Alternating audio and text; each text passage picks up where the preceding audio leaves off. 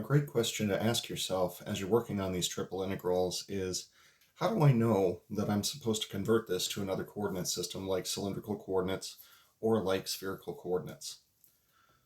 So my recommendation is the first thing that you should do is take a look at the XY trace.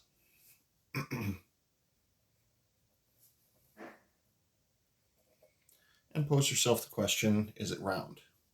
By round, I mean circular in nature.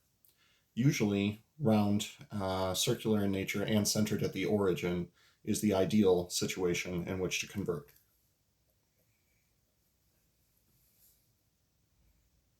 If the answer is yes, then convert x and y to polar. So any x's that you have are going to become r times the cosine of theta.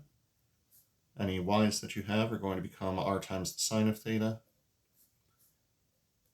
And usually a good one to look for as well is going to be x squared plus y squared is equal to r squared. Do this with all of your regions, all of your equations, etc. Now at this point, the only two distances that are going to be left will be z and r. At that point, I would encourage you to look at the RZ trace. Now for the XY trace, we typically write that or draw that in this fashion. For the RZ trace, though, we can always define r to be a non-negative thing. So when you're drawing your RZ trace, do be sure to draw only seemingly the right side of this. The actual shape that your solid will be taking on is a rotation of whatever you draw here about the z-axis. So it will eventually hit both sides of the z-axis. Then pose the question again. Is it round? Not curvy, but actually round. So we're looking for something circular. If so,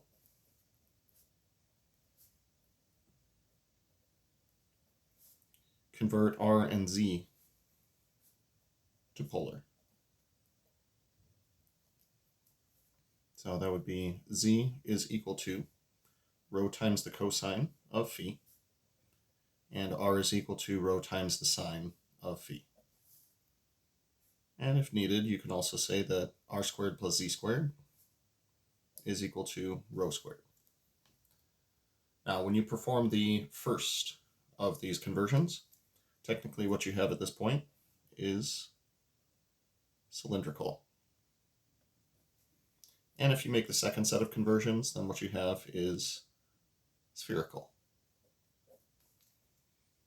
You can make adjustments to the dV values as is appropriate. So I went over this in the last video, but in cylindrical coordinates, dV is going to be equal to r dz dr d theta.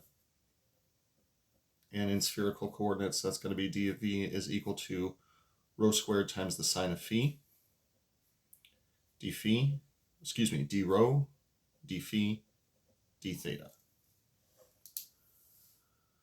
Now, let's actually go over a couple of examples where we make the decision about which coordinate system we want to use and actually execute a couple of these triple integrals.